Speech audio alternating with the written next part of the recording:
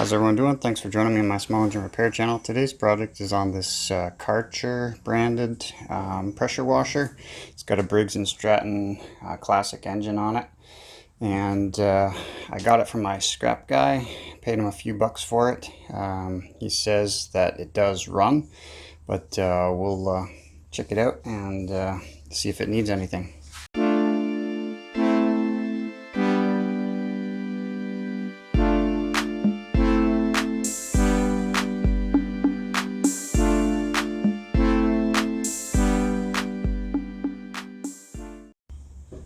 Alright, so I'm going to just do a quick once over on this thing before I try and get it started. I always check the oil, make sure I got enough oil to at least test it. It's probably actually overfilled, guaranteed it's actually overfilled. And this can be a problem, guys. You could get some blow-by into your air filter and such. So I'll just take a look here inside the air filter.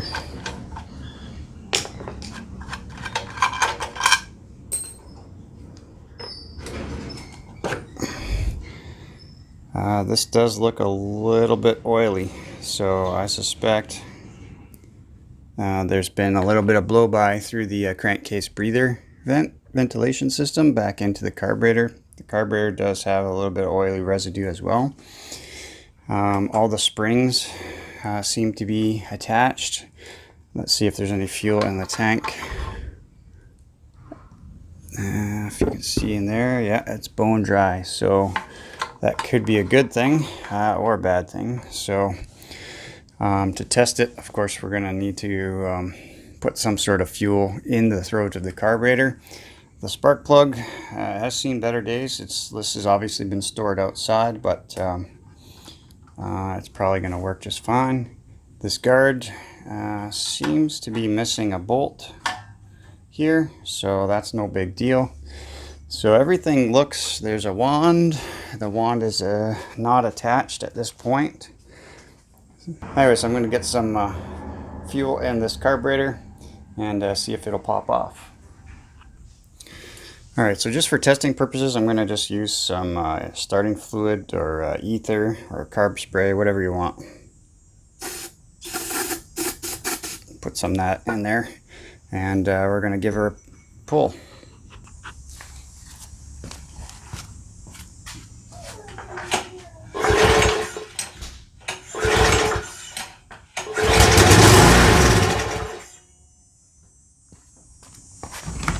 Alright, so it started, it ran on the fuel I put in there, and then it stopped. So that is a good sign. That shows that we have spark and compression. There was resistance in the string, so I know that there is going to be some compression in there. The main thing I find wrong with these things, guys, especially if they're stored outside, is not the engine part so much as the pump part.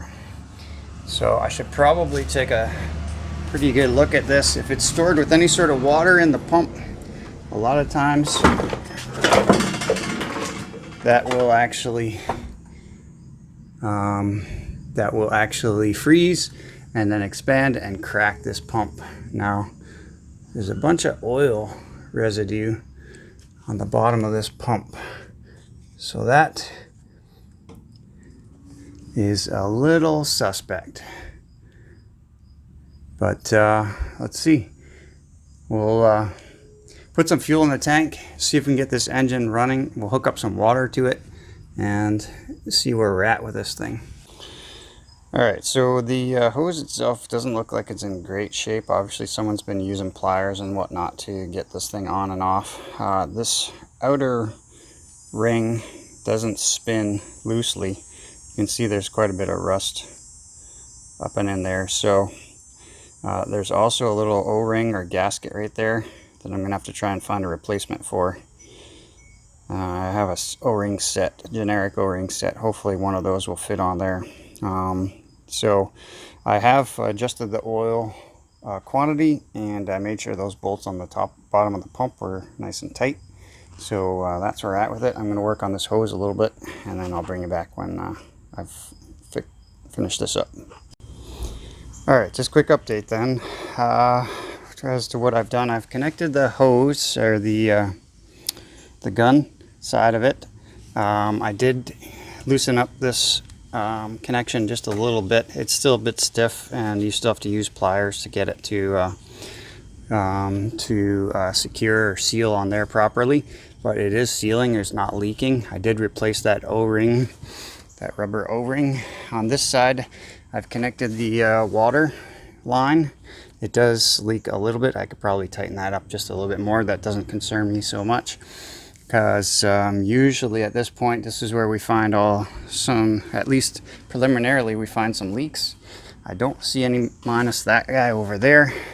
I'm going to test the wand. Obviously, you see I have already tested this wand, and again, no leaks from the wand. So this is all looking fairly promising. I have put some fuel in the fuel tank. We're just going to test out the primer here now. Oh, this primer is stiff.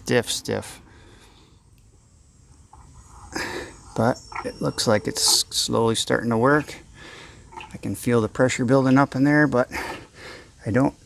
There we go. All right. So let's get this thing fired up and see if it builds pressure. I'm just going to hold the wand while I pull it over, just to make it a little bit easier, so there's not that pressure from the pump resisting the engine from starting.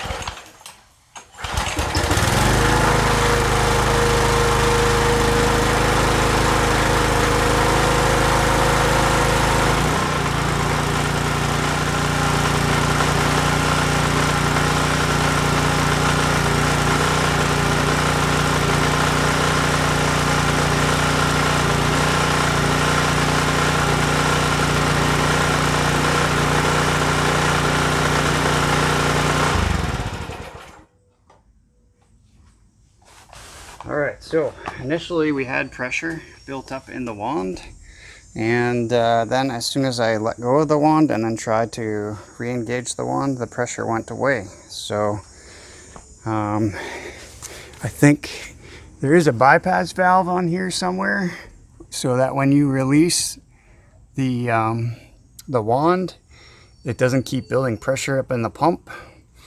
But I'm thinking maybe that bypass valve opened and then it didn't close back up when I engaged the wand. Alright, so I got the washer up here on the lift. Like I said previously, I do believe that the issue with this thing is a pressure relief system. It's called an unloader valve. If you look through this little access hole or hand hole or whatever, you see this little black assembly right here. That's a black cap. Underneath there is a valve that opens and closes to relieve the pressure when you're not actually using the wand. Okay, so to get at this unloader valve, what you're going to have to do is somehow get yourself a screwdriver up and underneath here, and you're going to have to try and pull off this little silver cap here.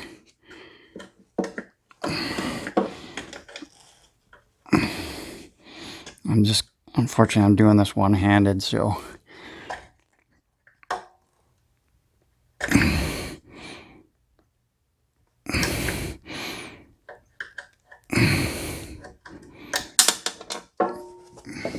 Okay, so you pull that cap off, and then this black dust cap comes off, and then there's two, I think they are T30 Torx screws in there, and then that'll take off the first portion of this unloader valve.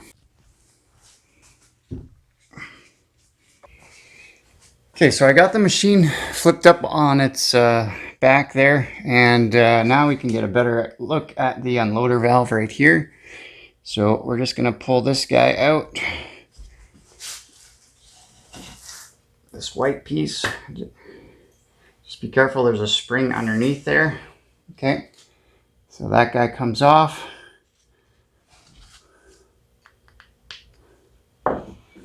And then underneath that, there is a spring. Okay.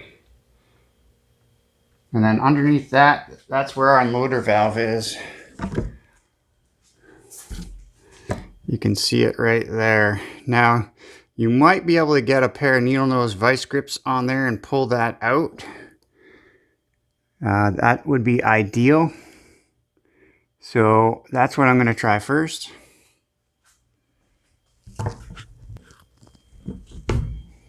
Alright, so I wasn't able to get this to work. That unloader valve seems to be stuck in there pretty good. So unfortunately, we're going to have to go to plan B. So I'll get that set up now and I'll show you what that is. Alright guys, so if that didn't work, what I was going to try next is actually to try and fire up the engine and build up the pressure in the pump, and hopefully that would have shot that unloader valve out of its spot there. So we're going to take a closer look at this unloader valve, see if there's anything that is obviously wrong with it, and if not, then we might have to just replace this guy. Alright, so let's take a closer look at one of these unloader valves.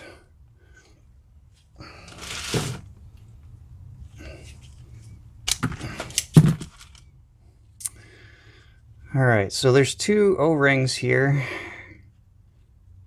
Both of them, this one actually does seem like it's a little bit deformed.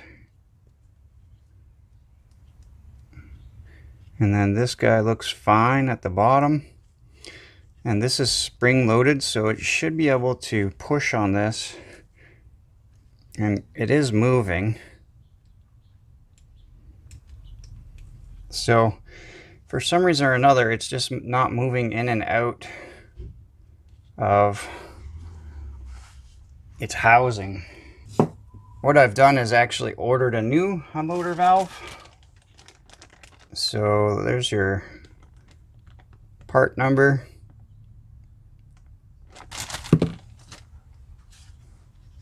Okay, so it's almost the right size. There's something a little different about this O-ring, obviously, on the top. I mean, besides the color.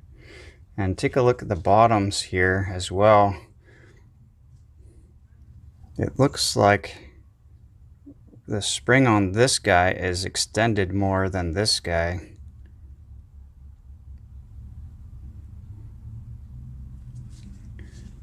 I don't know if it's a spring issue over time or... So something's going on in there. It's not quite right. The spring pressure is pretty tight on this one, maybe a little bit tighter on the new one. Alright, so what I'm going to do as well is I'm just going to take one of these like copper plumbing sort of brushes, and I'm going to brush out the inside of this housing where the unloader valve goes. Just try and make sure that there's nothing kind of catching in there. Alright guys, so before I install this new unloader valve, I'm going to just put a little bit of white lithium grease on each of these O-rings, just as a preventative measure. A little bit.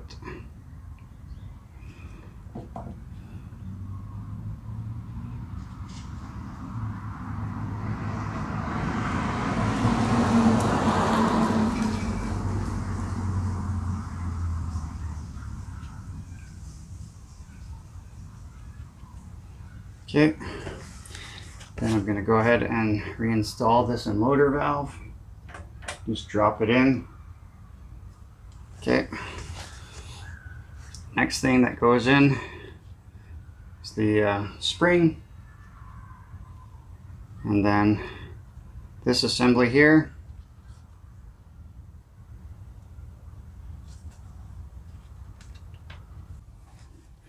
So it kind of looks like that. Now, of course, we'll need to put the screws in next.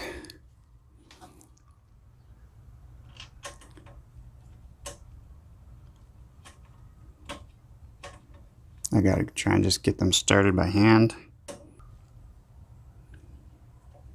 Okay, so it looks like they're both started by hand.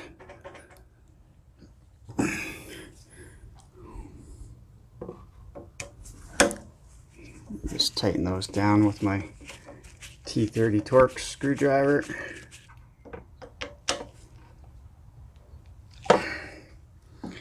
Next thing that goes on is your dust cap, and then just the silver cap that you just push it on,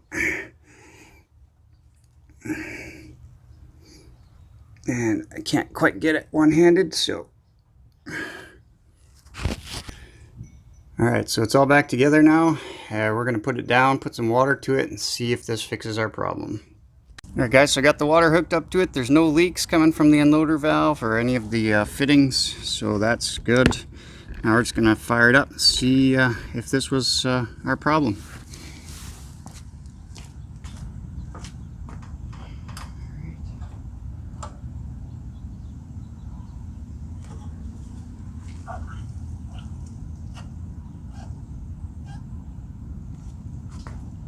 Okay, so got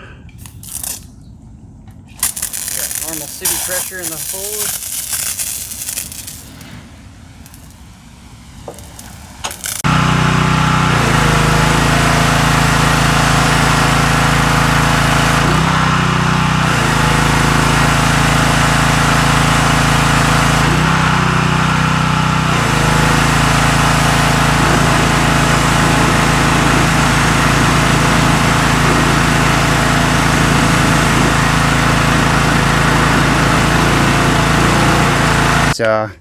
The pressure issue that we were having is definitely fixed. So guys, yeah, just as a recap, if you are having issues where you get pressure 1 second and then the pressure goes away after you let go of the wand, it's probably a sticky or bad unloader valve. So this is the video for you. So hopefully it was helpful. If you like the content, please show me a little love and smash the like button. And if you're not a subscriber, consider doing so. That really helps me out on the channel. So until our next project, guys, take care.